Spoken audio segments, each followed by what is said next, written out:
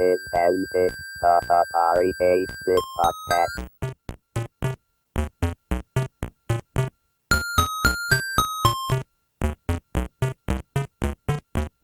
I think my favorite memories of all the programs I designed was sitting in bars with a legal pad writing the design out, long before you write code. It was all on paper. And the longer you can wait before you start programming, the better off you are. This is Antic, the Atari 8-Bit podcast. I'm Kevin Savitz. Tom Snyder was the founder of Computer Learning Connection, which was later renamed to Tom Snyder Productions, a company that created many educational software titles for the school and home computer markets. The company's home software included Agent USA and Bannercatch, which were published by Scholastic, Halley Project, published by Mindscape, Run for the Money, published by Scarborough Systems, and In Search of the Most Amazing Thing, published by Spinnaker. Snooper Troops and Snooper Troops 2, both published by Spinnaker, were the first educational software to make the industry's bestseller list. Tom Snyder Productions made many more software products that it sold directly to schools, including Decisions, and The Other Side. This interview took place on July 2nd, 2018. I went to Swarthmore College in Pennsylvania, and I was in a band, a rock and roll band throughout Swarthmore. So when I graduated, I remained in the band, and we were recorded too with Capitol Records. And so we were a professional band, and we lived in New York for a couple of years. And then I quit that and became an elementary school teacher. I couldn't carry the heavy equipment around anymore. That was why I quit the band. It was awful. And so I taught for 9 years or 10 years. And in the, in the ninth year of being there, it was earlier, I bought a TRS-80 Model 1. I forget. It had 8K of memory. Mm-hmm. And I started playing with it in my classroom, and I started writing games for kids while I was teaching. And then I started the company in name only, just during faculty meetings. I wrote my first business card, and it was called Computer Learning Connection. And then CLC, and then I changed the name to Tom Snyder Productions. And by 80, I was a fully incorporated company, and designing games for kids. Principally for the classroom. My first 5 products were sold to McGraw-Hill as group simulations for school classrooms to play that were quite curricular. And they were somewhat unique. And to this day, they're unique, unfortunately, because the model was for the games were only thought to be a success if it was increasing the amount of conversation between the kids. So all of the design decisions in building the games and polishing them was to measure the amount of conversation that was happening from one kid to another. You mean like the amount of interaction between two kids sitting at the computer? At the computer, yeah. And then we started designing games that would work with the teacher running the computer in front of the class, and we would sort of grade the game on how much conversation it helped the teacher get going with all the students, as in a sort of a mediated discussion with the whole class. And so we thought if it really brought the class to life and gave the teacher this very central and rewarding role in the class, it was a success. And so that was our model for Tom Snyder Productions. And I sold the company in 96, I think, and and then again in 2001. I know it's weird to sell a company twice, but we were able to do it for some Good job. legal reasons. So I know you sold it to Scholastic Well, in 2000. Well, January 2002 was when I had. Who got it the first time? Yes, Toronto Star of Canada. This was back in the mid 90s when the internet and technology was really heating up, and big corporations thought they ought to have a presence in technology, so they bought us and had us for 5 years. And then when they realized they weren't really in the software business,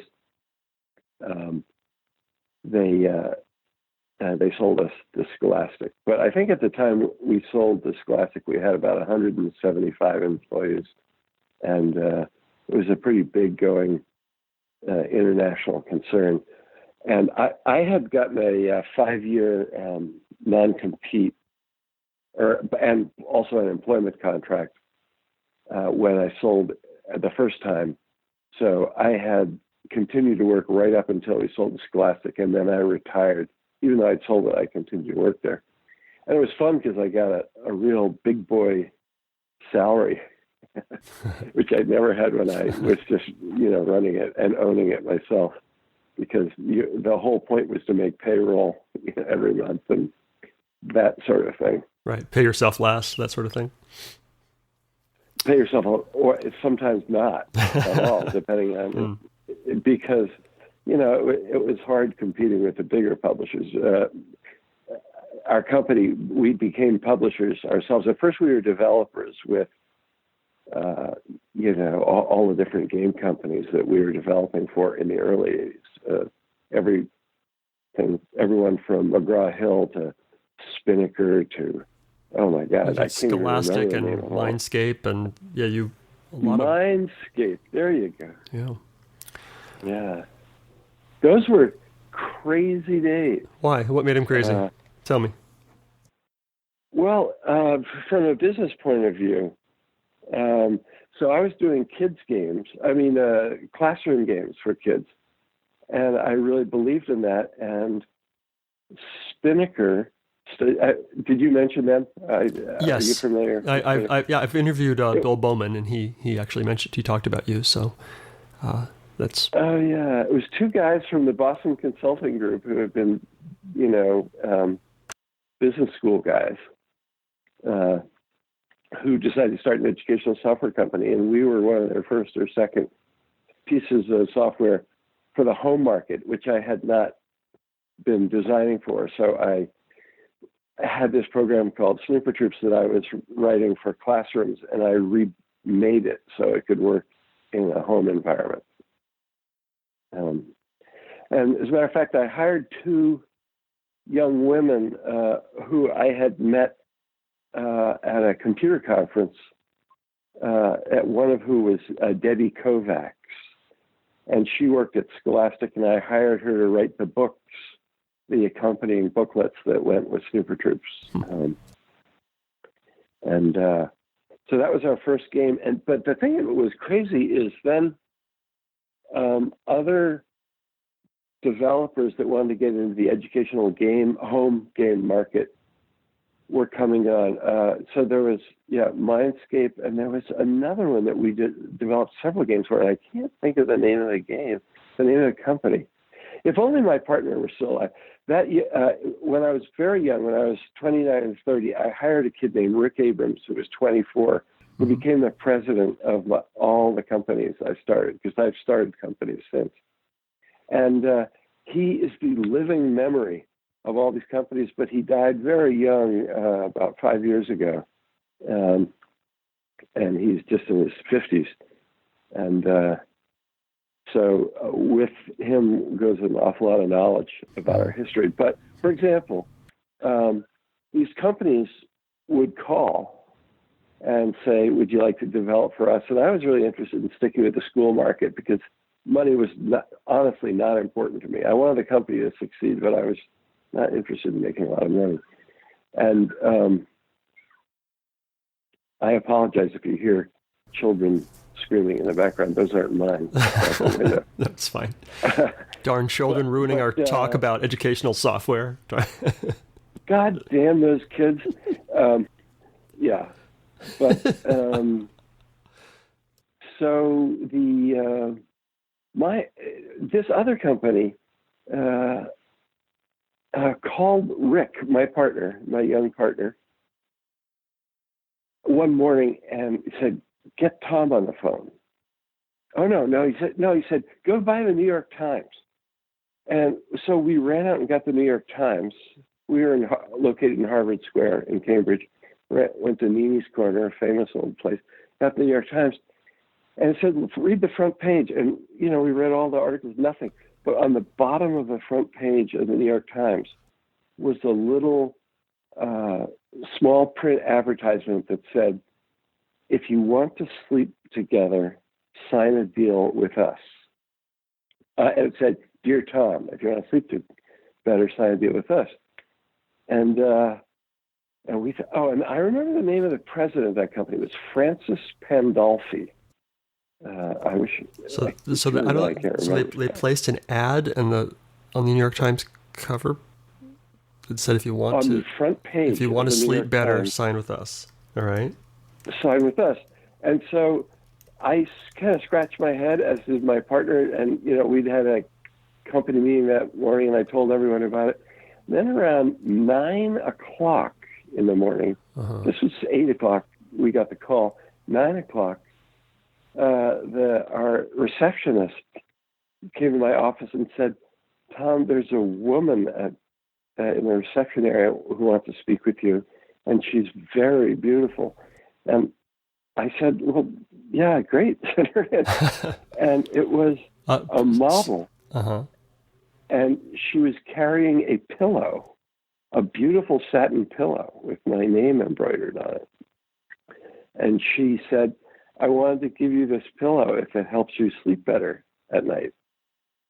And I said, "Well, thank you very much." It was quite awkward. I didn't know whether to, I'd bring her in. I didn't know if she wanted to talk business or software, which she didn't. She was just a paid pillow delivery system. And then they called us later in the day and said, "We'd love to come visit you, take you out to dinner." And that was the kind of stuff that started happening. And, so you were very because. Sorry, go ahead. We became. Go ahead. No, please go ahead. I just said you're very sought after, but please go ahead with your story. I was sought after, and the reason was, in addition to the software, which was doing well, there was a thing called the soft sell list back then. Sure. And there was another software company that I knew very well, which is called Lotus. Sure. And they made 1, 2, 3, and they were just down the street from us. And we occasionally had Friday parties together.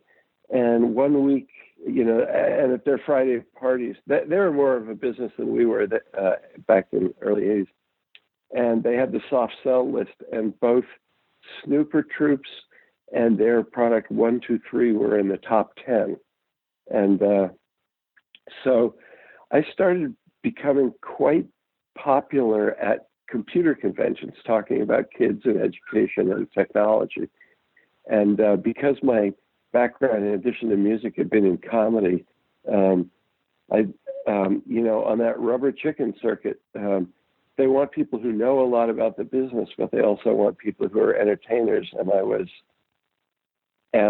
sort of a born entertainer, not at dinner parties when I become very quiet, but in front of 500 people, I light up like a light bulb. And so, the whole career thing and the fame thing started growing, and we were getting wonderful offers from, to meet, like with Trip Hawkins, who was at Electronic Arts. Yeah. And there was another kind of celebrity at the time in games named Bill Budge. I don't know if you remember that. Absolutely. Pinball construction set. Yeah, that's right. And we, it was a small crew of people who got to know each other, and also the guy from Rocky who did Rocky's Boots, Warren Robinette, who was the coder for Rocky's Boots, which was a learning company product. And I closed down many a bar with him in New York, talking late about back in the, it was in the, like 84, we were talking about once, we didn't know the word internet, but once something like the internet would come on, we would build adventure games that sold real estate online. Okay. So you could widen your kingdoms. Mm-hmm. And Bill was very excited about that as a money-making scheme. And I don't mean to come off as a purist, but I really did not give a shit about money at all. I was in it for the love, the insane drug of designing. It's just so much fun to make stuff. But that's what I meant by the crazy days. Yeah. Oh, Francis Pandolfi was president of Scarborough, which was an educational software. Scarborough. Yeah. Yes, Scarborough, and I don't know if it lists their products. Are you looking at the web right now? Yeah, this article doesn't have that, but I will. Yeah. But yeah, well, I wrote several kids games for them, and one for the Macintosh too. One of the first games for the brand new Mac, the little cube. Mm-hmm, mm-hmm. Well, we had worked for so many different publishers. We did a game called Make Millions for them for the brand new Mac, and then a game for the brand new Mac for Addison Wesley called Puppy Love, which was where you trained a puppy with artificial intelligence to do tricks on the screen of your Mac. It was really fun. Those days, I remember do you remember the name Guy Kawasaki? Sure. By any chance? Yeah. Yeah. So Guy Kawasaki, who is an evangelist for Apple, Right. called and said, "Could he stop by our office?" And he showed up with a canvas case, and he said, ahead of time, "We're going to need to go into a room with no windows and a lock that only the president of the company has the key for." And I said, "Well, I'm not the president. I made this other key. Can I have a key too?" And he said, "All right, we'll make an exception." And he opened his canvas case and pulled out that Mac and showed us, that new graphical user interface and said, "We'd love you to be a developer for this, but you couldn't program on it directly. You had to program with a Lisa computer that you plugged into the back of the Macintosh."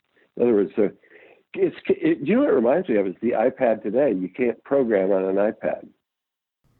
Right, you need to hook it up to a Mac or whatever, and yeah, you need compile. to use Xcode and then on a simulator and then upload, because they wanted to control everything. And very much the same way, Jobs wanted people not to be able to program on the Mac right away, unless it was controlled through Apple. Yeah, it must have been amazing. So you talked about the rush of creating software, and I'd like to talk a little bit more about that. I mean, what about it felt so amazing to you? Was it the actual programming part of it, or was it seeing a kid use the software, or where'd you get the hit? Well, I started telling you about my first careers. I actually was, I'm going to remain modest and not use immodest words, but when I was 13, which would have been in 1963, which is when computers were all the size of gymnasiums. Yeah. I was sort of a loner, and I went to a prep school, and I didn't much enjoy that at all. And I was in the library one day, and I was just looking for anything, because any book, to take me away from the misery of this awful prep school. And I found this book written either in the late 20s or early 30s. It was very musty, and it was a pamphlet. And what it was doing in this prep school library, to this day, I haven't been able to figure out. It was like the god of books put it there. And it was a little essay by an engineer who had worked at Bell Labs, or who was working at Bell Labs. It might have been a Bell Labs publication. As you remember, they were sort of part of their deal to be able to exist as a monopoly was that they had to start Bell Labs, which would disseminate, research. Yeah.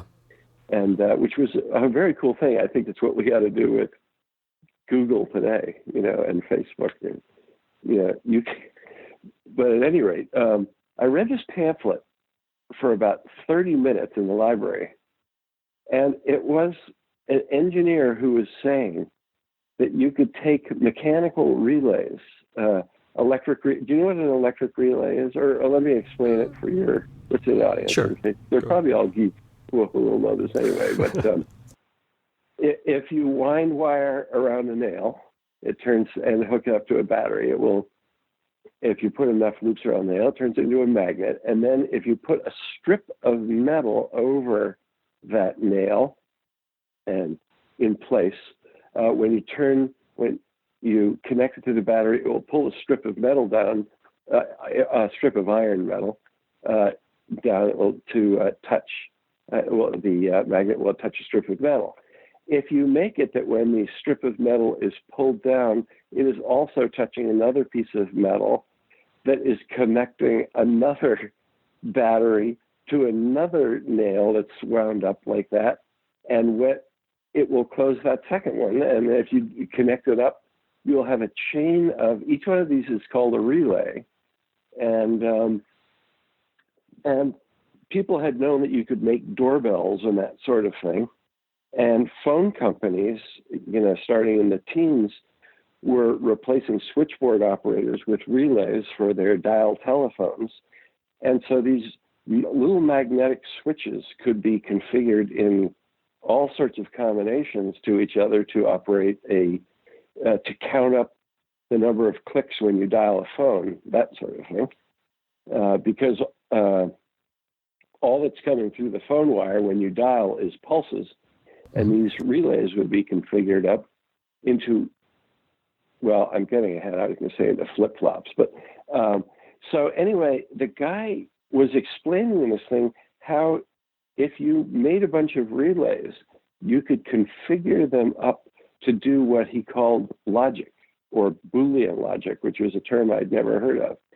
And the Boolean logic was not the way people hear about it today for coding a computer.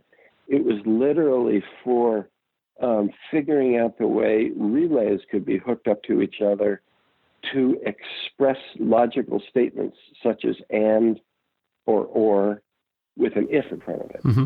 So if that and not that or that.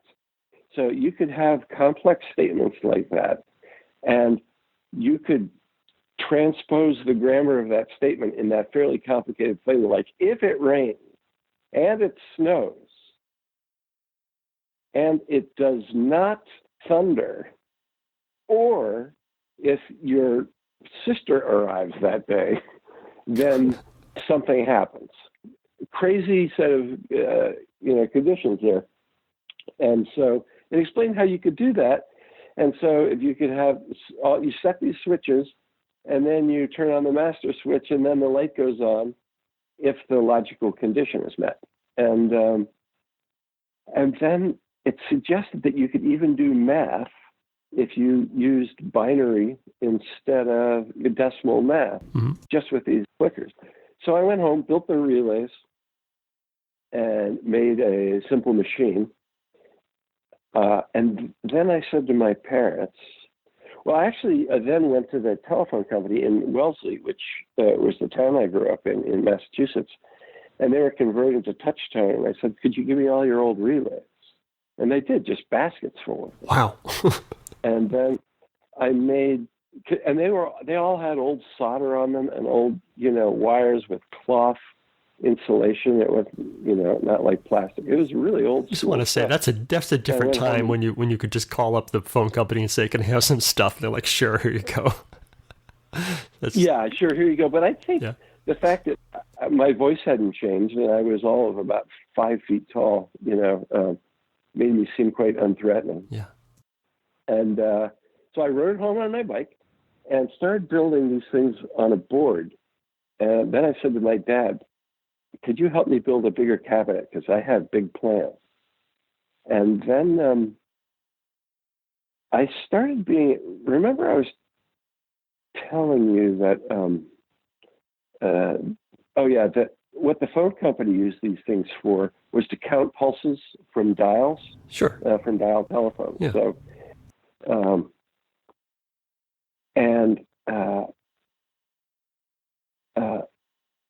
the way you do that is every pulse that comes in, it turns something on and off again, so you can count the on and offs.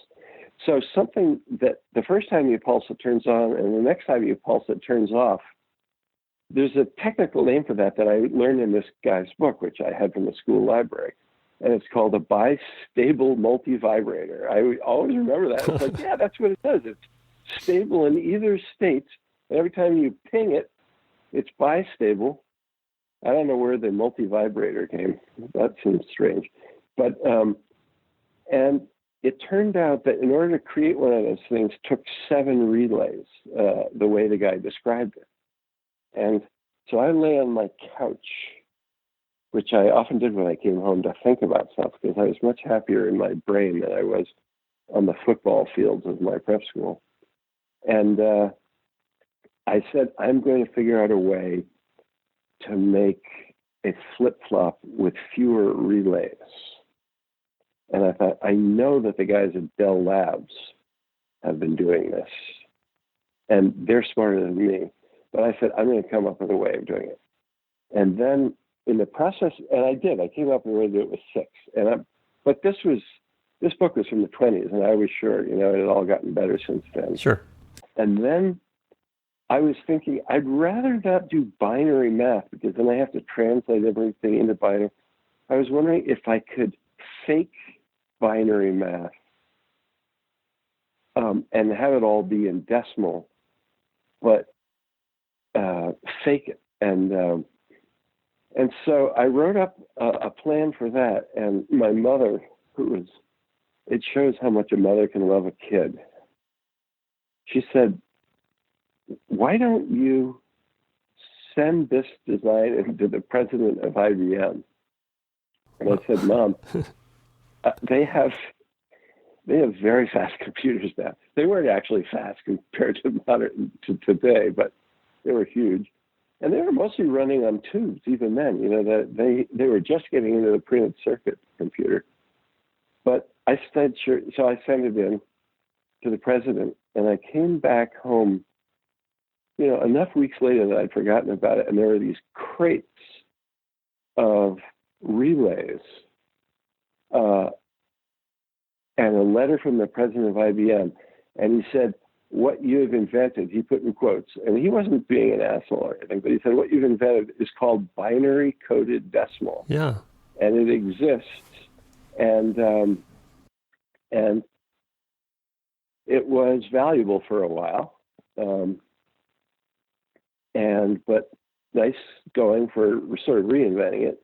And you'll see on your lawn the fastest relays that IBM made up until the time we went all electronic. And he said we still had tons of these because old computers needed them and old devices. And so he sent me these relays, and to describe it to anyone who's listening to your radio station, that relay I described with a piece of metal being pulled down to the nail that was magnetized. Yeah. These relays would pull down 6 strips of metal simultaneously, completing 6 circuits when the thing went on. And also, when it went off, it would complete another circuit going upwards. So, okay. And so it was 6-pole double throw, they were called. So it would throw up or down And not only that, that coil of wire, in addition to the single coil of wire around each nail, so to speak, each relay, there was a second coil of wire that was always running a slight amount of electricity in it. And they had discovered that by keeping that second coil slightly primed, but not enough to pull the switch, it would go 10 times as fast when you flip the switch, so my relays would flip faster. And so it was a huge increase in speed for me, but still not electronic. So I built a big computer and put it in a science fair at Brandeis when I was just still tiny. And so I forgot to tell you, the president that signed this letter with, think of us when you're older. Oh. and I did. I did think of them when I was older. Because a year or two later than when I started the company, I went out and got an IBM PC and started designing for that too. But the love of coding came from a genuine understanding of how the innards of the computer worked. And when I discovered, almost 2 decades later when I was starting this company, because I'd abandoned the computers by the time I turned age 14 or 15 because I was suddenly interested in guitars and girls and rock and roll and stuff like that. So I had left all that behind.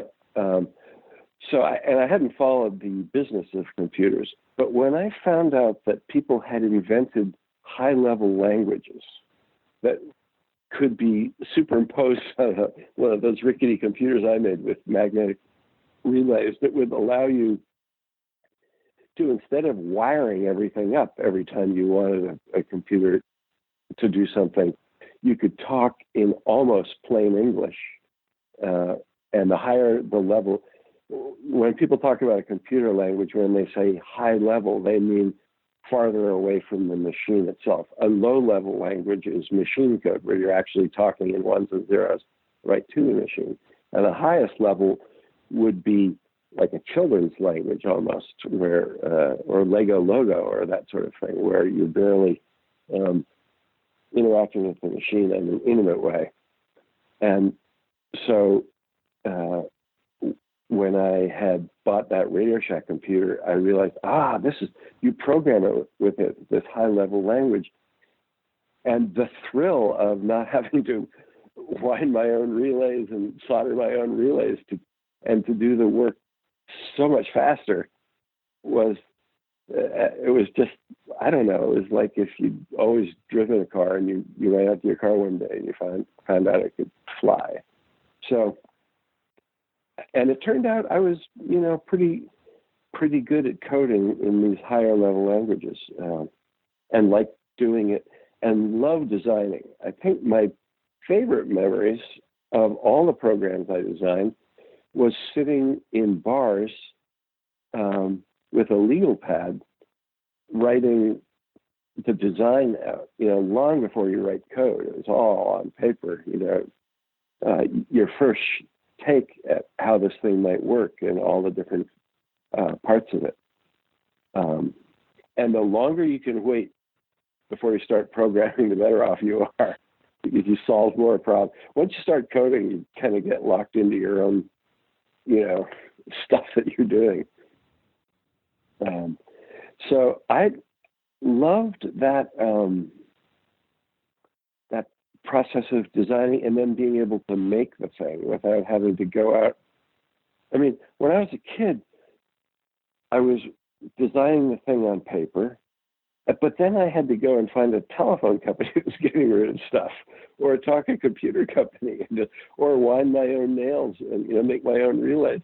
And now it's all so much more immediate.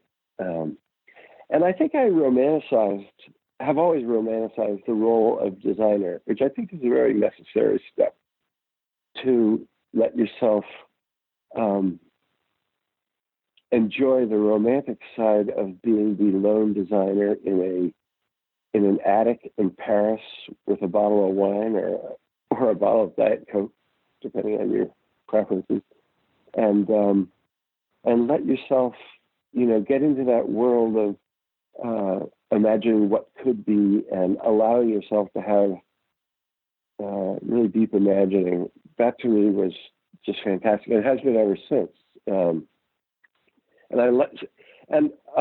Finally, I remember after finishing Snooper Troops and getting interviewed by the local paper, I think it was the Boston Globe, and they said, what's your favorite thing about designing? And I said, it's sort of writing the story first. It's the narrative. Converting the design into a story made it a better design, I felt. If you could describe what the behavior, not just what the conversations of the kids are going to have with each other, but the story. You almost write the story out before you even design the thing. What would be the perfect experience for the kids to have? And wouldn't you know it, since I've become a writer, after I sold the company, the software company, I started a television comedy TV development company, and we built a lot of shows for ABC and Comedy Central and Cartoon Network and NBC, and PBS, and I sloughed off the coding side of it, and just kept the computer so that I could do the animation very quickly, and I could do the digital audio editing really quickly to make these TV shows very cheaply. You were involved with Dr. Katz, right? Yeah, that was the first thing I created. That Dr. Katz was entirely done on a DOS machine with what's the company that does the CAD CAM? A really big company in Seattle that did architectural, design software back in the 90s. I don't can't remember their name, but it was all done on architectural software. All that squiggle vision for really? CAD. Yeah, and then the digital audio editing was all done on a Windows machine, and then converted over to Mac for all the other TV shows we did. Wow. Cool. So, I'm sorry, I've got some noise going on here. It's gonna interfere with things. Give me a minute here. I can certainly sympathize. Yeah. Because Dr. Katz, all of those comedians and all of the regular actors who were in it were recorded in my apartment in a pantry. I converted the pantry in the kitchen to a recording booth and put up, those plastic eggshell containers and drilled holes through the floor. It was perfect. Wow. You have to remove the stuff from the pantry to make it perfect. Otherwise, you get all that sympathetic vibration. And then, so we had, Ray Romano in the pantry, and Louis C.K. sitting in the pantry, and remember Stephen Wright, the very sure dry, very dry, yeah. He walked out of the pantry after we recorded him in there, and he said, "Pretty soon, everyone in LA is going to be recording in pantries." It's great. Nice. I've got a buddy who is a professional voiceover guy, and he does podcasts and audiobooks and stuff. And he's just like, yeah, one of the best places to record in your house is the clothes closet. There's all the clothes against the wall, muffle the sound, and just like sit on the floor in your closet and record your podcast or whatever it is. So it's true, and only push the clothes far enough away from your head that you can sit. Don't push them too far away, because it is the deadest room in the world. That the Stephen Wright joke would be, if big audio companies start selling clothes closets totally filled with clothes, so you don't have to do that part. Right. Yeah, so it sounds like you really love the design process and the programming process. And I was going to ask why you didn't actually publish. You did work for other publishers, but maybe you weren't interested in that side of the business of the marketing and the advertising and all that? Well, no. In 1985, when the company was 5 years old, Rick, my partner, this sweet young guy, well, he wasn't that sweet, but he was a very good businessman, but he was very deferential to me the whole time. I felt like he wanted to call me Mr. Snyder. But he came into my office and he said, this living, by the seat of our pants, because, are we going to get another contract with a developer? And we get a contract with a developer, we can hire more coders and more editors and stuff, and more graphics people. But then that thing's done, and we have to get another one. He said, no way to live. Let's become a publisher. And I said, for the home market? Oh, my God. And he said, no, just for the school market, which is what I'd always wanted to do. I hated games for the home market.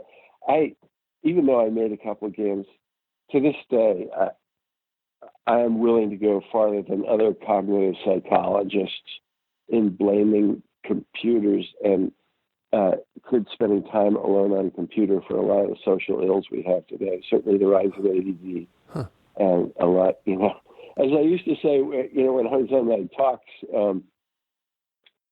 around the country to large groups, I'd say, all right, I want to talk to women in the crowd. I said, if you think men are commitment phobic now, wait a decade or two, because men are going to get even more obsessive about control. And it's going to make relationships get even trickier.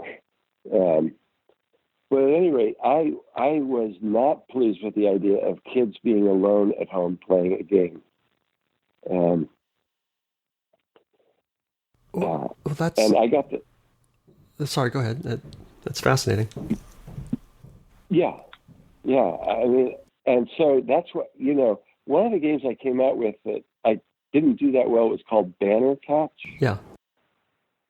And it was originally called Banner Snatch, which everyone thought it sounded too pornographic. But it was changed to Bannercatch. And I think it was Spinnaker, I'm not sure. But it was a computer game that only worked with two people playing at the screen. It did not have a single player mode. Okay, it was Scholastic actually, but go ahead. Scholastic, that's right, yeah. And they did Agent USA too, didn't they? Correct. Yeah. But I was obsessed with not having guys be like I was, as a seventh grader, designing computers in my basement, and not socializing, and not. I could have become a much less healthy person if I had a computer at that age. If I had suddenly been sent forward 3 or 4 decades and I had a programmable PC or a game machine, I think I would have gotten lost in it and never developed my love of music and my love of romance and my love of women and my love of my male friends and et cetera, et cetera. So do you think that being alone with a computer has increased today's problem with men being terrible to everybody online and toxic masculinity and all that sort of stuff? Yes, I do. And fortunately, I'm not a public intellectual in that area. So I get to just have my theories, but I'm not a scientist about that. But I've been looking at the problem since I was 13, and then I was part of the problem, and then I taught young kids, because I was teaching 4th grade through 7th grade, which are those very kids, and I've studied a fair amount of psychology myself, and then went on to teach at Harvard for a while at the ed school, and I've spent an enormous amount of time thinking about this, and I am convinced it's true, but I don't know how to prove it. And if I was younger, I would do another career trying to point out that we are underestimating the dangers of solitary computer use in certain areas. And I would, since we've gotten into this area, I'd like to get more specific about it, because not all areas. And I don't have, if I work with Steven Pinker or someone like that, it would be great, because I could, Steven Pinker, the writer. Yes. Yeah. He's also here in Cambridge, and, he's someone I really respect, even though he's a bit of a conservative, actually, but I really, it's not that I can't respect a conservative, but I really respect his mind. But there's a distinction that I haven't been able to categorize successful. There are certain activities you do where you're responding to stuff very quickly, as in gaming,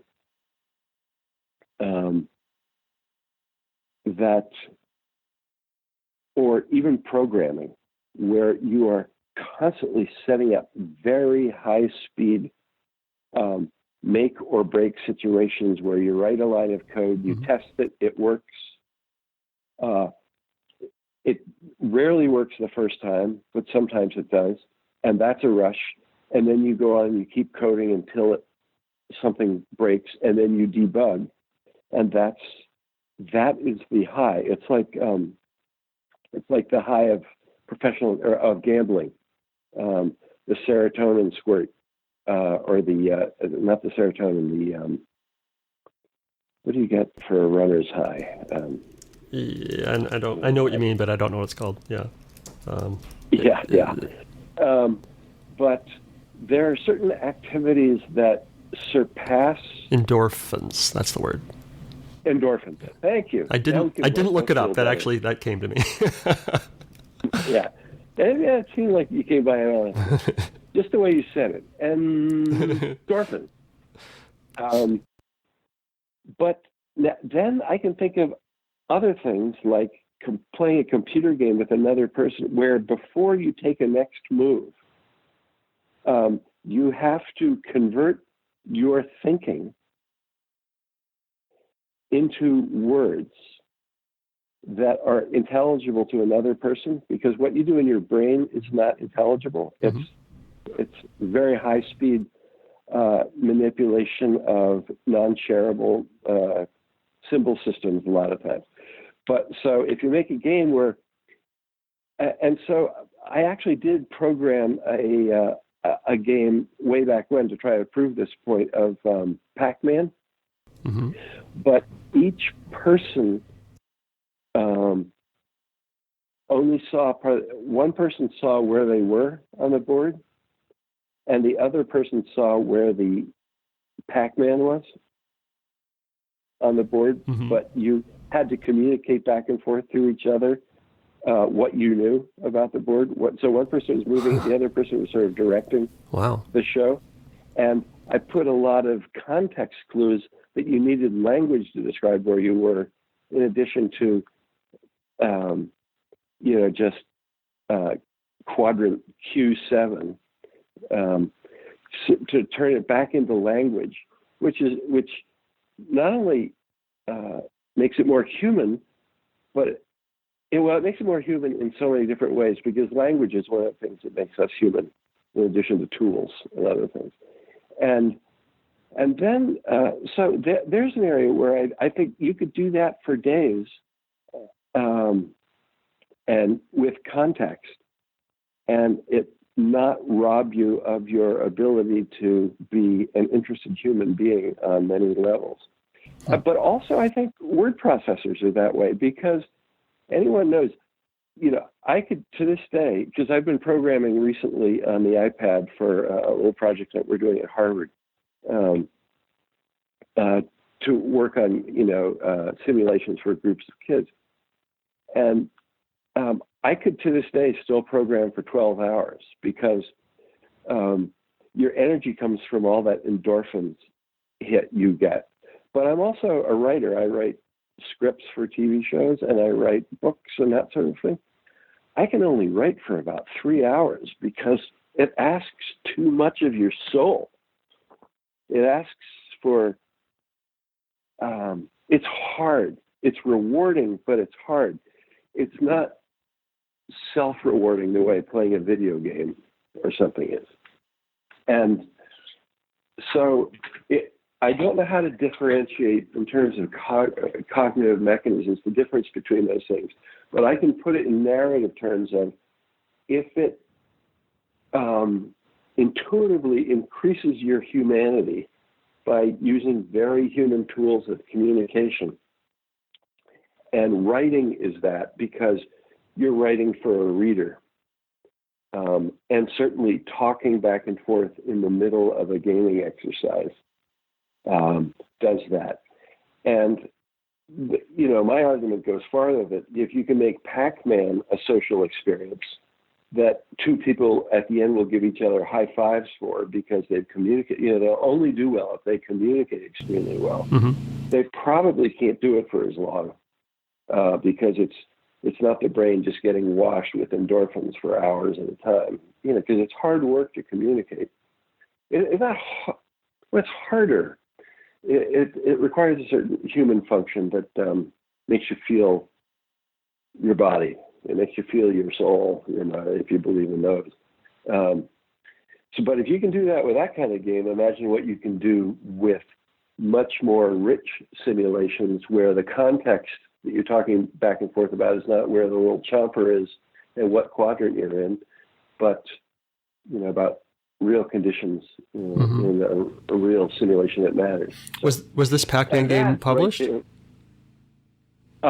Okay. No, I was just doing it for my own research. Mm-hmm. We had a playtesting center and in our company, and this whole conversation we're having now stemmed from you're asking why wouldn't we become a publisher, right. And I had become so convinced,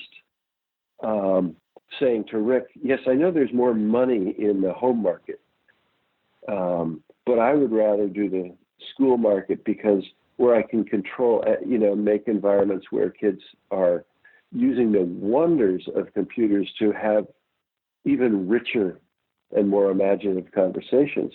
And then suddenly, Rick, my partner, agreed with me. He said, yeah, I want the school market again because it's more regular revenue. It's not as much, but we can count, we can publish our own stuff and control our own destiny.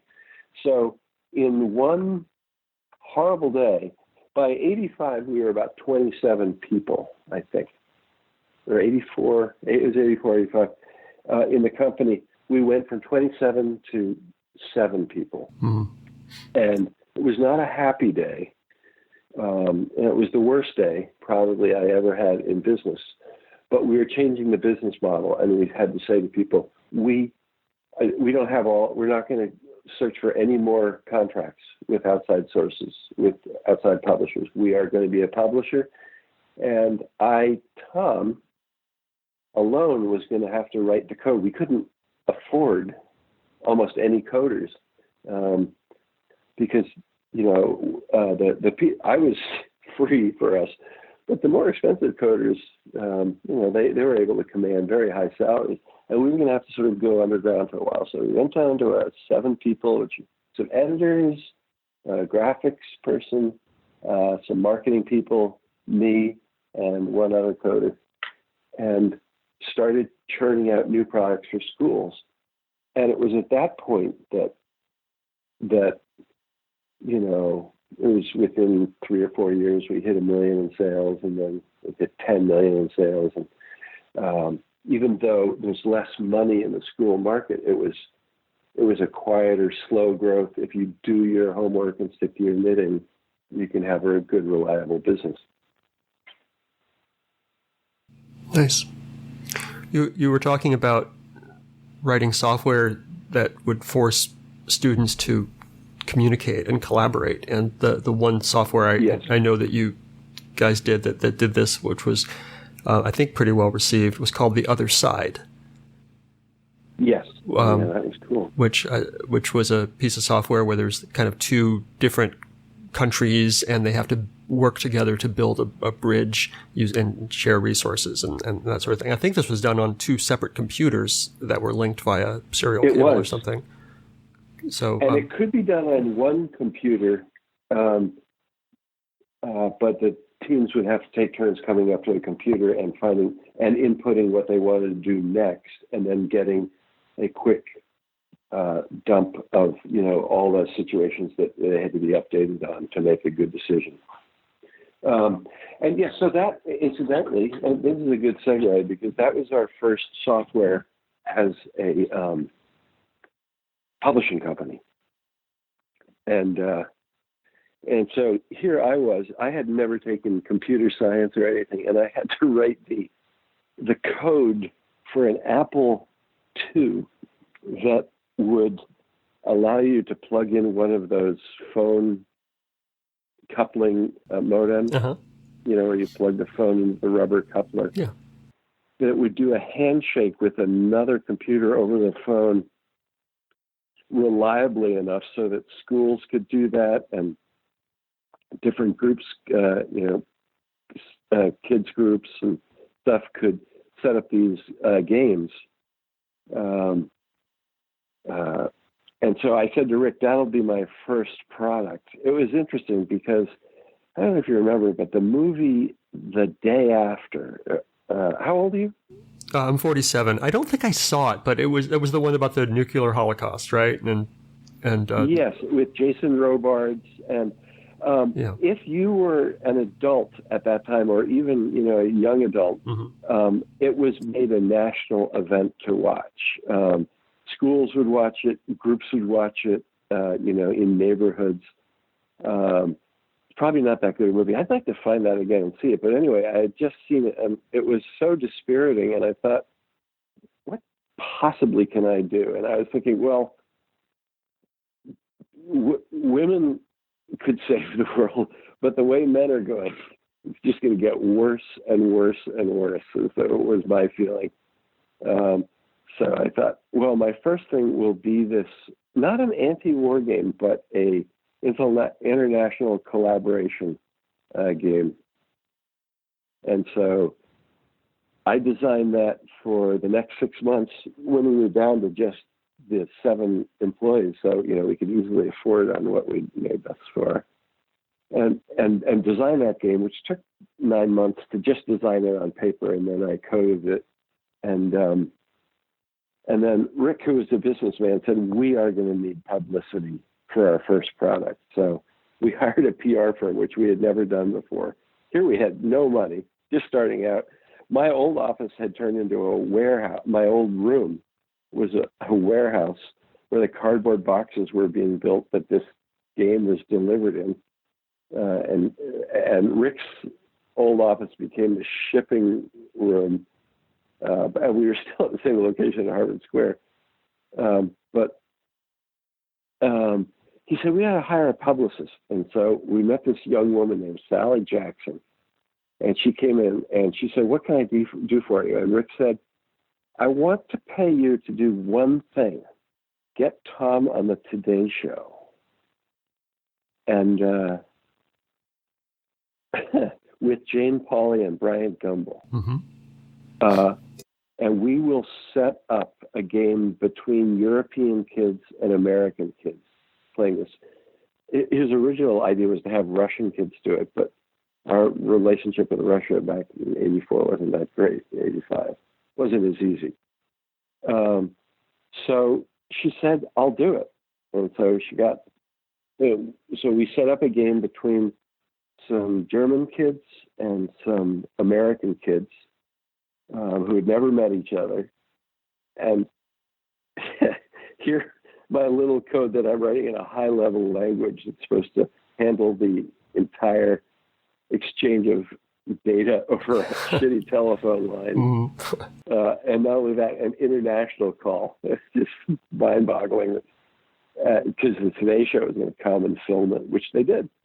And that gave us a great kickoff. And then with another partner in the company, David Docterman, who now teaches at Harvard Ed School, he and I started designing group games for the classroom in earnest, since we weren't doing stuff for the home market anymore. And that's what grew the company to that vision.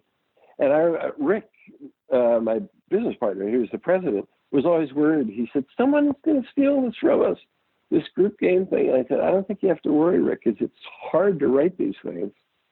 And it's not, no one is asking for it.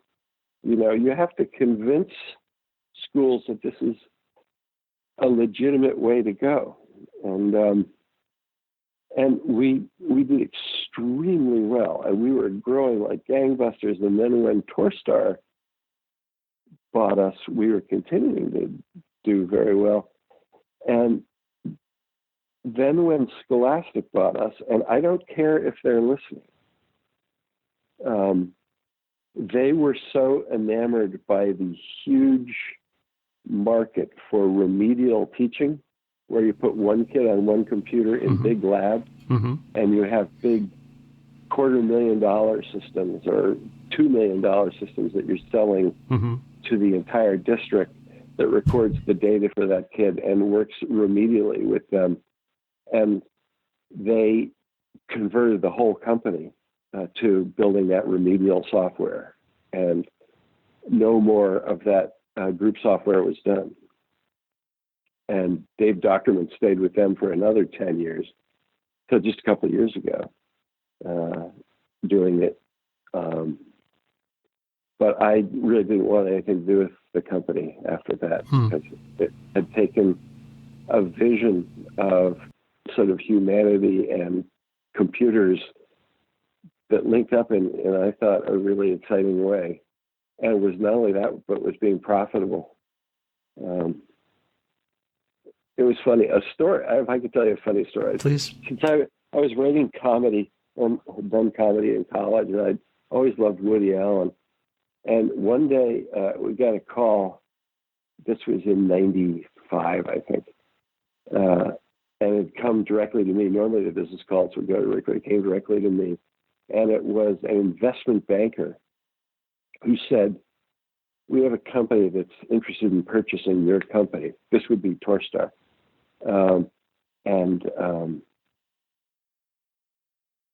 And I had heard Woody Allen's Nightclub Years, which is an album you should go out and listen to from beginning to end, just buy the Nightclub Years. And one of the jokes, so I stole this joke from the guy, from Woody Allen, and used it on the phone conversation. And I said, look, I'm an artist, and I don't pander, and I'm not in this for money. And the guy on the other end of the line fed right into the routine without even knowing it. He said, well, that's too bad, because it's for X million dollars we want to buy your company. And I said, let me put Mr. Snyder on the phone. Woody Allen said, let me put Mr. Allen on the phone in his routine when Doers asked him if he wanted to be a spokesman. You know? So I was just fed a beautiful comic setup. And I'm sitting home. When I did hear the amount, I thought, oh, well, that's irresistible, because now we'll be able to do anything. You know, we can grow the company. And we grew it. I loved Torstar. They're a Canadian company, and they worked hard and they played hard. Or they felt different than American business people to me.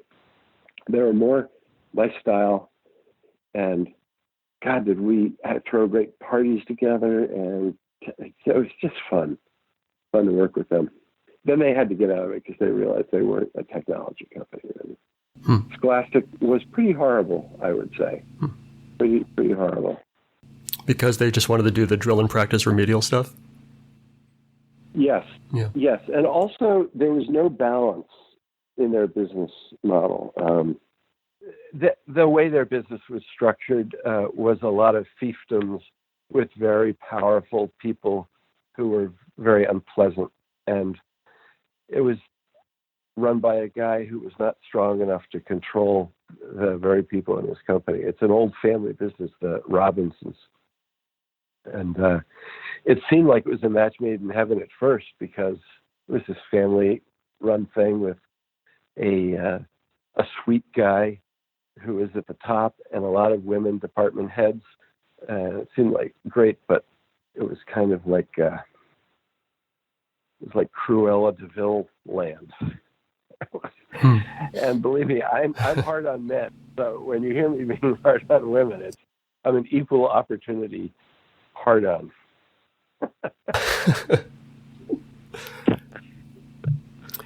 So what was the big couple of winners in software? Because you clearly know more about the direct to school software. What were the ones that paid the bills that made the rain happen? In school, or in the home stuff? I think I know the answer to home. So let's talk about school first. Yeah, school, and I would know that better because I was more emotionally attached to it. Our biggest thing was our very first product, which it was before Spinnaker got to me. It was called the Search Series, which was published by McGraw-Hill, and they took the first 5 classroom simulations that I'd written as a teacher and published them. And they did very well for us. And they were selling them at a very high price point too, like $300 or something, because they knew the school market. And that was back in the early 80s. And that had made us a lot of money. And then we went through the consumer stuff, and then starting up at school, the other side was very successful. And then David Doctorman and I, who worked at my company, wrote something called Decisions, which were decision-making simulations for groups of kids in classrooms. And instead of being about one particular thing like world collaboration, it was an engine. It was a developing machine, authoring language that I'd written, where David could write scenarios that could be published as different group decision games for classes to play. And so, we published one where you're the mayors of a small town in Florida that is having an immigration crisis of people coming in boats, or you're running an election in an upcoming campaign for president, so we took topical things from the news and had the kids break down into roles and play those games in groups. And that did extremely well for us. And then we started. Are these programs available today for members of Congress to try? Because it seems like. Yeah. Look at the people we have in Congress today. A lot of it's mostly men. And even the younger men who are coming up are surprisingly unreconstructed human beings. And look at our business people in Silicon Valley too. I predict that the world is a poorer place because of the emotional and personal development of men. And it's a richer place for the emotional and personal development of women. But we've got to balance it out, because it's not going to work. It's not going to work to have women being pissed off all the time with our level, and males lagging behind and getting angrier and angrier and angrier. And the reason they're lagging behind is because their emotional development. I mean, who would have thought that men were in some ways better emotionally developed in the 50s? But they probably were. I'm not saying there weren't problems like racism and sexism, but there was a higher degree of self-awareness. But yes, it's. I am watching this thing get worse, and I used to predict it all the time with that. I'd make it, and it would get a laugh in front of 2,000 people. I was like, "You think men are going to have trouble with personal commitments?" Today, they do today. You just wait; it's going to get rockier. But anyway, so decisions, and then that did so well, and that was for high school kids. We did something called Choices, which were for much younger kids to play similar games that were more related around neighborhood issues, but still social simulations. And then we started making a ton of money on video disc games that could be they were less cerebral in a way and more visual. So we did games about you are a scientist in the rainforest, or you're a scientist going into outer space, and we could team up with and send people to the Philippines, or for a rainforest, or send people, team up with NASA or whatever, and do much more visually compelling simulations. And they became a hit because they were very visual and they sold well at a conference. If you're a salesman, you get up and you play this gorgeous video disc stuff, and then it could be done on CD-ROM later. But it sold well. But I don't think the pedagogical model of group behavior was as strongly evolved in those video disc things. I think we got blinded by science in a funny way. By you could do better motion graphics and real video graphics, and suddenly you forget why you're making these simulations, not just to entertain, But so at that point, we were making a ton of money. And then I started, I had done this Dr. Katz thing as a lark, just with one of our animators. And that spawned off a whole second business. And it was at that point I left the software company and started this other division of TV. And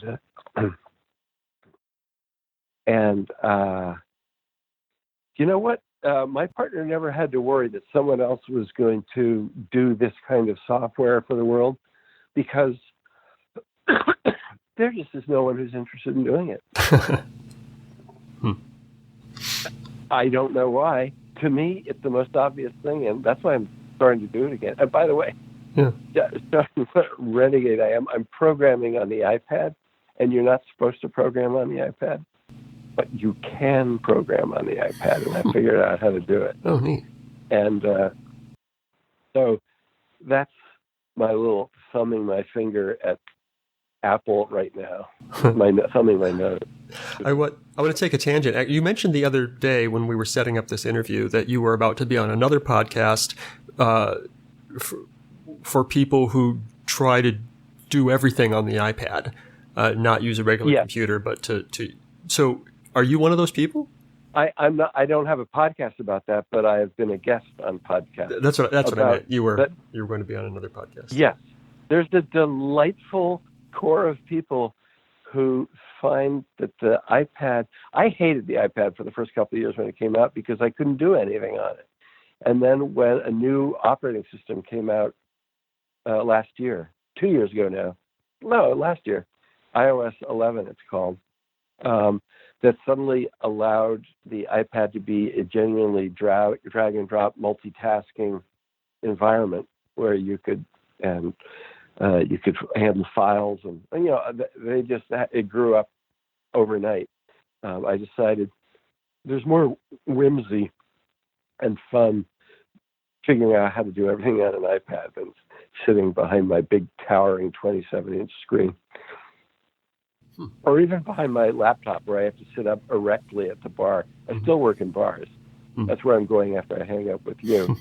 But I can sort of sit on one bun in the bar and cross my legs the way I used to with the legal pad, and have one arm up on the bar with my chin on my hand and looking at the tablet, and the other hand is my stylus. And it's back to like the 70s when I'm designing software again. It's more romantic. That's the term. How many times do people combine romance and software unless they're talking about porn? Yeah, I don't think very often. Not often enough, anyway. Yeah. So what language do you program on when you're programming directly on the iPad? Well, there is only one. There's a company in Germany called something. I can't think of it, but you can, if you go on the App Store, they make something called Smart Basic, which is an offshoot of that very simple basic program that came out of Dartmouth, in the 70s. Sure. But they have grown it up. So they've given it sprites and a little bit of object orientedness, and you can call not just subroutines, but functions. This is all technical, but you can have global and local variables and all that kind of stuff. So it's not a powerful language like C++ or, the more modern versions of that, but it's a great prototyping language. And all the documentation is in German. But if you look around, you can find the English version of the documentation. And I found this one American guy who is so helpful to me since I can barely understand the program in how to use it. But then I read what he writes online, and he's so sweet.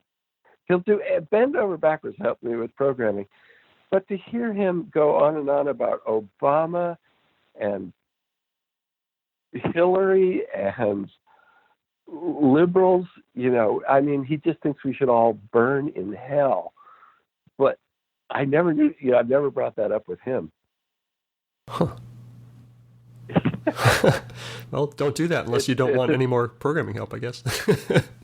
Yeah, exactly. Although I'll say to him, hey, do you want to play a game?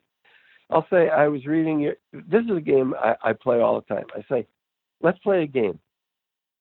I will confess to you that I am a liberal, and I'm sure you're willing to confess to me that you're a conservative. Can we play a game once a week where we each say one thing that we're disappointed about in our tribe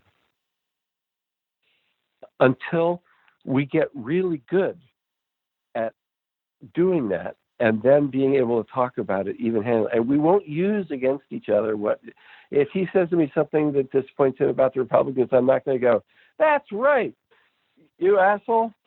I'm not going to use it against him. I'm going to say, yeah, that's compelling. I'll have to think about that. And I expect the same decency of you.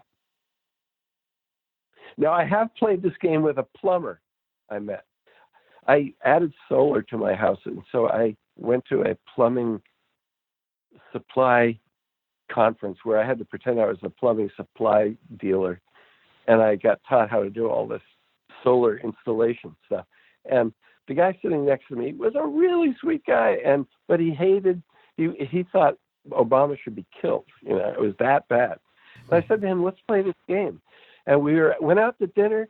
We had a couple drinks, and I right away told him some major flaws in the Democratic platform, for the last 30 years. And I said, it's your turn. And he said, I really can't think of any. And I just got up and left the table. I said, not only are you a bad game player, you're not a trustful person. But I wouldn't have walked up and got left based on ideas he had. It was just his inability to open up his heart and mind. And believe me, it's getting worse. No, I believe you. I believe that. And I think for every Xbox that's sold, it's going to get worse until there's a major revolution in the industry. And it's going to take a prophet and a coder. And it's got to be the same guy. Because otherwise the coders will say, nah, you can't do that. You say, yes, you can. I would be remiss if I didn't ask you about your software for the home market. We need to talk about some of your more popular titles, and if you have a story or just anything to say about them, maybe you can just pipe up and tell me. Sure. I will have you remind me of which ones you want to hear about, because there were also a lot of them, and I don't remember them, but I'm sure I will remember. I'll have flashbacks. Sure. Let's start with In Search of the Most Amazing Thing. That was published by Spinnaker. I have a confession to make about that. So that when Snooper Troops was done, I wanted to do something, a big, crazy environment. And I was thinking about what's a cool way that kids would have to explore a world. And I thought, well, hot air balloons are cool because you can control them, but you don't have that much control. It's not like a fighter simulation. Because you keep on going up and down to different altitudes until you find a stream of air that's going in the compass direction you want to go in. And there's a fuel consideration because it's just a hot air balloon, but you have to keep the air hot. So you have to refuel. So you have to land a place where you can find fuel, et cetera. And I thought, this is a slower world than, a flight simulation that's still exploring around where I could have other agenda going on. And then it's quite a stringy program. I have I don't know if you know this, but there's a user group of In Search of the Most Amazing Thing people. No. And and I don't know if user group is the right term, but every once in a while they get in touch with me, and I had to confess something to them. It was 3 or 4 in the morning, and I was just finishing it, and after a year plus of designing it and programming it, and it was time to program what the most amazing thing was. Mm-hmm. And you could only find out what the most amazing thing was is if you successfully navigated this hot air balloon, communicated with the aliens who spoke in a different language, but the language they spoke in was similar to chip trading in elementary math, which was my hidden agenda for teaching them something. And also there was a book that came with it, and the book was fiction, and you would do better in the game if you read the book. So I had my own little agendas for humanizing the game. But I was programming what the most amazing thing was, and I realized in 1982 I wasn't going to do a hell of a graphics display or audio display. You just couldn't do that much. So I thought for a long time about what the most amazing thing was going to be and to do it. And I had a young programmer working with me.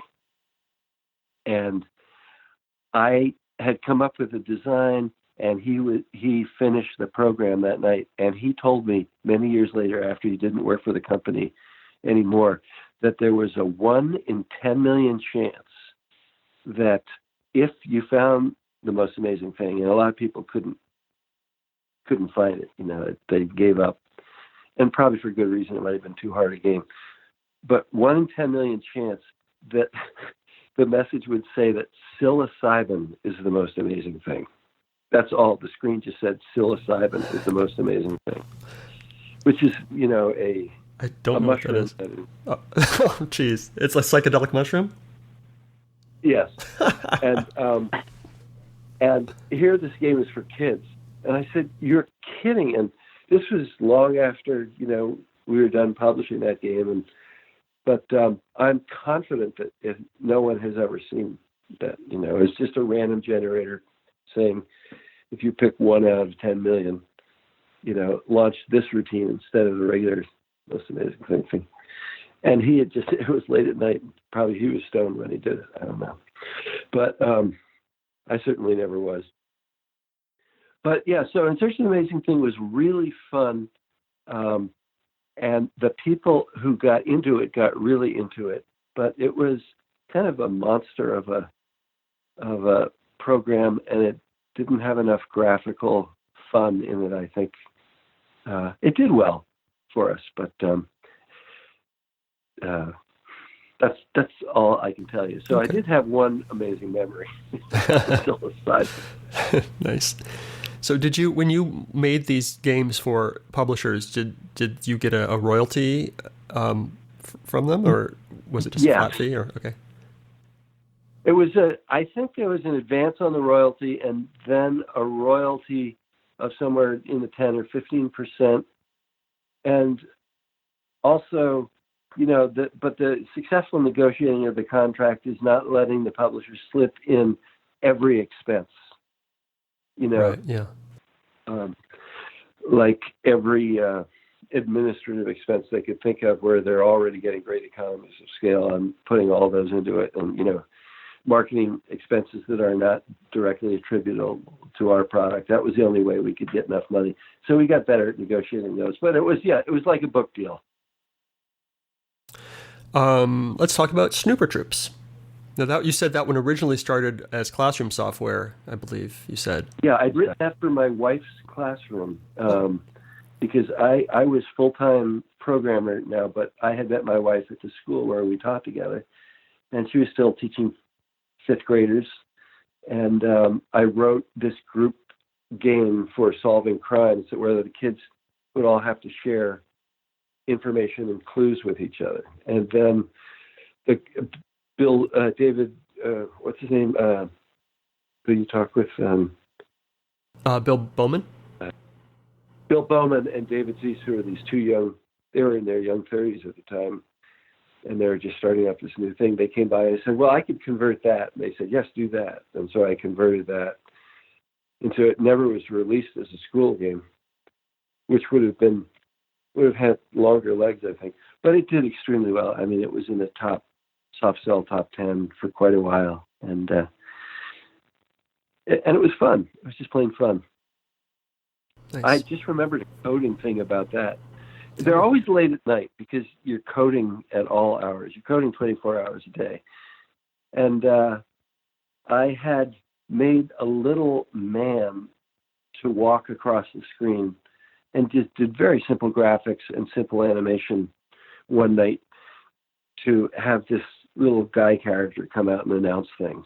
And then I decided it wasn't useful for the program, and I didn't do it. But the code was still in there, and it was triggered by a certain condition.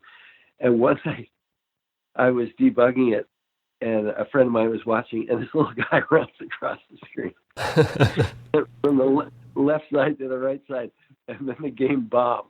And I realized, oh my God, the condition that triggered that guy running across the thing was met. And I had never actually finished that routine. So when he got across the screen, I'm sure he got an illegal graphics error or something, trying to draw him off the screen. And I said, the guy said, what was that? And I said, oh, that's the red jogger. And he said, what's that? And I said, oh, you'll find out once you play the. And so we put him back in, and he had no meaning except every once in a while he ran across the screen. And it said in the documentation, beware the red jogger. And so it was just silly. That's weird. It's confusing. Here's a guy. Yeah. Run for the money. I'm still good friends with the woman who I had write the mysteries for the Snooper Troops game, because you had to have an underlying mystery behind each game. Uh-huh. And she's still lives in my part of the world, and it's so funny. We were so young, and I don't see her often, but every once in a while I'll see her at a party, and I'll say, "Hey, that was fun." Way back when. Awesome. Run for the Money, which I don't know if it was a particularly big hit, but I had a pirated version of it, so it's a special place in my heart. Oh yes, that was Scarborough. Remember I told the story about the woman who came to my office with the pillow? Yeah. That was the game we gave them. Huh. So this was a game, basically, I think, about painting a wall. Well, it was a little bit. It was a business simulation where you had to, and you had these. I think, was it monkeys painting the wall? They look like little aliens. It's been a while since I've played it. I don't remember. Yeah, but so you had to run a widgets factory, and the way you got, I can't remember all of it, but there was this thing where for every bit of, I didn't want to make it just that you had to make $1 million or something and then you won the game. it was if you could, that somebody needed this wall painted, and you had this alien guy who could paint the wall, and every time you paid him to go across the wall, he would only paint part of it. You know, he was a sketchy painter, and so not only I've hired that guy. Yeah. Yeah. Yeah. Not only were you trying to get the monkey, make enough money to pay the monkey to go across and paint this wall, but you're trying to teach the monkey how to paint better. And so the secret agenda there was you were doing profits and supply and demand, and it was like a lemonade stand on steroids, basically. It teaches the basic ideas of how to handle money and how to run a little business. Fraction Fever. Fraction Fever. Yeah, that was cool. Actually, I like that one. Even though this was, again, sold into schools too, but I didn't want it going into, sold in school, but that's where I want it to be. But it made most of its money in the home market. Yeah. But on it, you were on a pogo stick, and you were on a wall, and you could lean left or right and jump different amounts of height.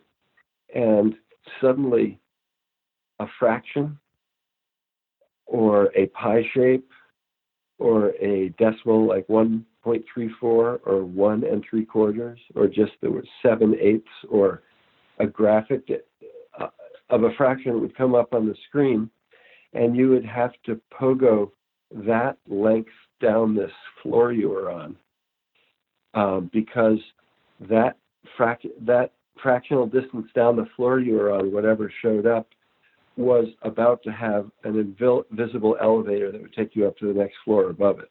So you would suddenly see 3/4, and you'd go, "Oh, I'm at the far left end of this thing. I gotta." So it's like a number line you were on, basically, and you'd have to go down the number line on your pogo stick and get to where you thought was 3/4, and suddenly you're either on the elevator or you're not. It goes and takes you up to the next floor. And as you go up higher floors, the fractions become more complex, and other things change, and you have to get up to. There's no theoretical limit to how high you could go, because you could keep on doing more complex fractions. Were these are programmed in machine language? Is that right? Yes. Can you tell me about your development environment? Because I know many of these were cross-platform. How does this work? We got in once we started doing the game market seriously, the home market, seriously, for which we needed high-speed graphics and sound. We got these units called Controns, Controns, that was a big workstation that would have the requisite plug or circuit board that you would plug into the back of an Atari or an Apple or a Commodore 64 or an Amiga or whatever, and allow you to, with great debugging, since the environment was external to the machine you were programming on, you're able to debug easier. And so then we started hiring, computer science majors from Harvard and MIT, who were just right in our neighborhood. It was easy to find them, who were trained in machine code and stuff, which I never figured out how to do. The very first computer I did was machine code. It was pure solder, but I had skipped all the way up to a high-level language. Contron. I've never heard of it, and Googling it, I don't see anything about Contron workstation. That's amazing, because it was a big investment for us, because we had to buy 6 or 7 of them. Huh. Yeah. So you wrote on the workstation, and it would do the compiling and then push the binaries out to whatever computer? To the machine, yeah. Yeah, and so you were sitting there with your computer next to you, your Atari next to you, and the Contron in front of you, and again, it was mostly for the debugging tools. Because when you're doing machine code, having a bug can sometimes, in those days, be like a month. I remember in an early game, because you only had like 48K, and the first game I sold was for 16K for the Radio Shack computer. Mm-hmm. And anyway, but if you're programming graphics, sometimes the graphics, to fill a screen that you'd hold on your disk were as big as almost the entire memory on board the computer. And in that memory, you also have to hold your program for the computer. And so we were doing things, and I suppose a lot of other designers were doing this too. We'd make routines that were graphics loaders that would take a bitmapped image off the disk and put it on the screen. And as the routine that was pulling in the graphics was finishing, there were parts of the code it didn't need anymore, and it was erasing them to make more room for the image it was downloading. So it was the program itself was shrinking as it loaded the graphic until there was room enough for the tiny program that would actually fit on the machine. So, it was all like rat taming. And that's fine. You could do incredibly efficient things that would make programmers blush today to see how efficient we could be back then. But the bugs could be incredibly hard to find in your own code. Do you remember any particular persistent or tricky bug that was hard to catch, or maybe didn't get fixed? Yeah, it was that one thing where the program was being eaten alive by the image that it was downloading. And so it was in the process of working correctly that it destroyed itself. So at the moment it bombed, it had just destroyed part of itself. So it's kind of hard to go in and get the values of different registers right. at that point, since it was self-consuming. Right.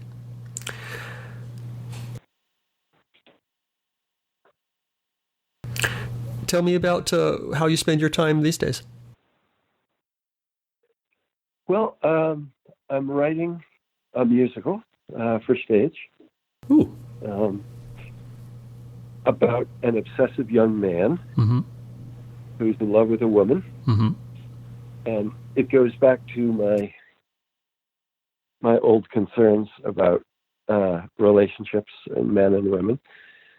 But it's very romantic, and I wrote all the music for it, and I wrote the book and lyrics, and I'm working on that. And I'm working on this software with the guy from Harvard that I mentioned that I'm programming on the iPad.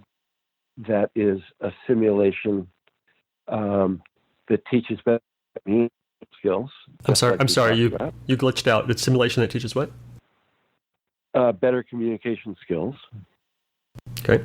In a real-time environment, so it's exciting. It's not like you're going into therapy and the guy says, I'm going to teach you how to be a better communicator. It's like, no, you actually have to do it because there's a real-time crisis happening, and you've got to say to one or two or three or more other people, this just in, and you've got to translate something, back into speech that you only understood visually or something. Mm-hmm. So it's really intriguing.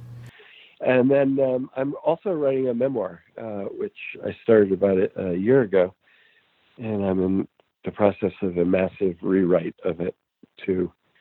I read Mary Carr, who's this wonderful writer who wrote a book on writing memoirs. She wrote a memoir, a famous one, and she wrote a book then on writing memoir. And I read it, and in it she said she had two pieces of advice. She said one is, if you're not including the things about you that people like and hate, you're not doing a true memoir. And I said, yeah, I'm more telling stories about parts of me that people like. I said, I've got to be more honest in this thing. So it requires an entire retooling. could be like Mark Twain and demand that your memoir isn't published until 100 years after you're dead or something like that. Yeah. Although, hopefully people will find my weaknesses excusable, at least, or even my heinousness for my attempt to overcome it. Will your memoir be covering your software company at all? Definitely. Most of it's about my childhood, but some of it is about this ability to unleash in yourself a romantic vision of your place in the world and with other people that allows you to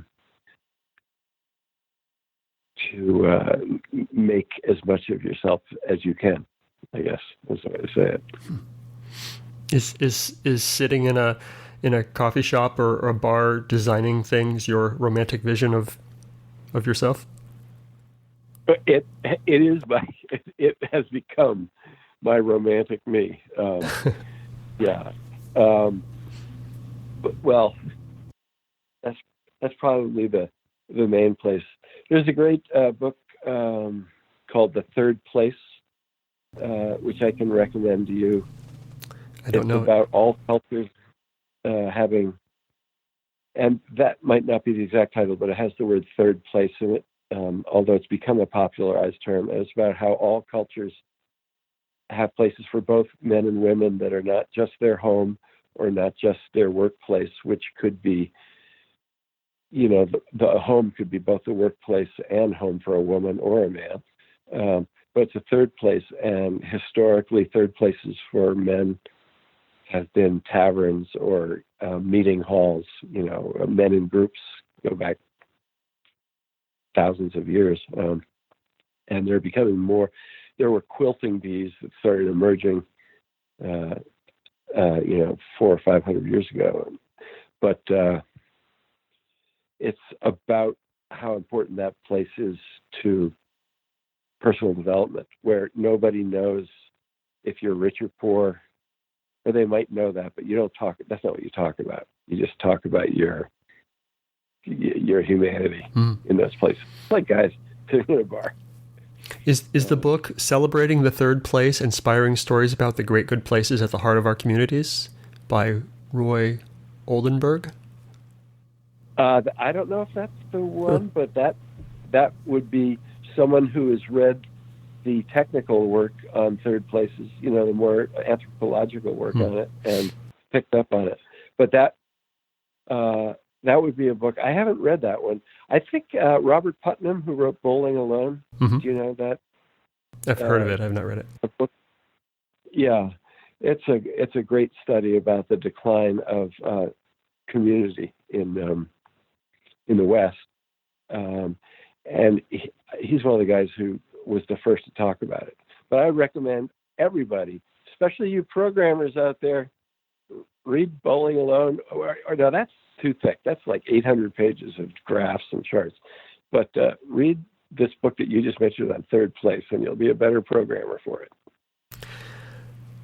Which gets us to what might be my last question. If this podcast is listened to by people, many of whom used your software back in the day, and now they are adults listening to this, if you could send a message to the people who used your programs, your software back in the 80s, and you can right now, what would you tell them?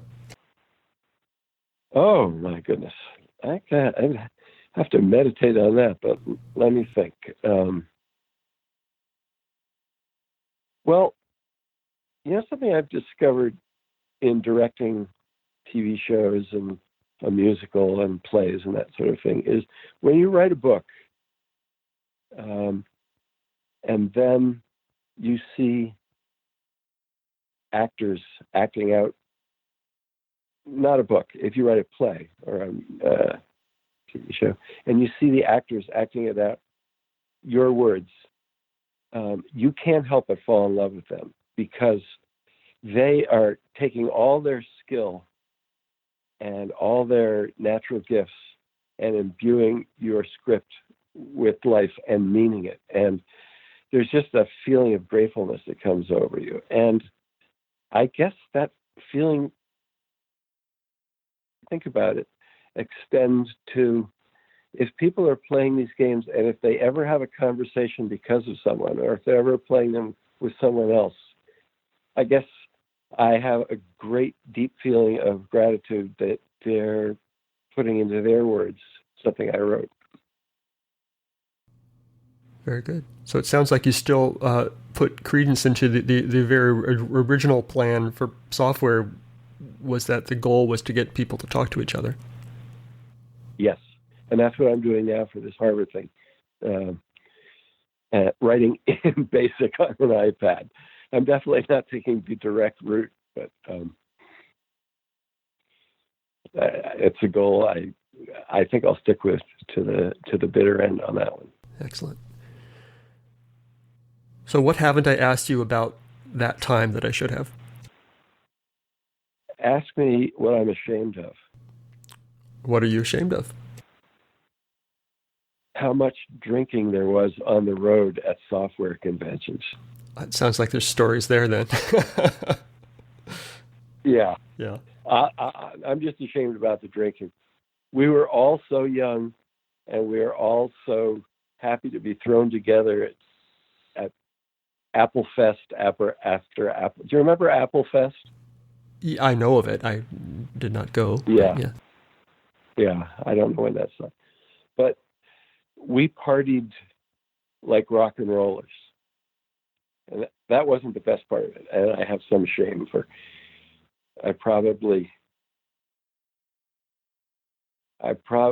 waxed philosophical longer than I should have at some software convention. Thank you. This is one of the most fascinating interviews I've done in a long time, and I appreciate your time. Thank you very much. It's a pleasure.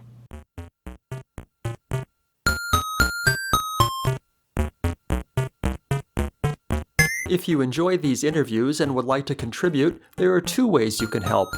You can help fund these interviews directly by contributing to my Patreon. A small monthly contribution will help offset the expenses of making these oral history interviews. Contribute at patreon.com/Savitz. Or make a tax-deductible contribution to the Internet Archive, a nonprofit digital library that has done incredible things to preserve computer history. Make your tax-deductible contribution at archive.org/donate. Thanks.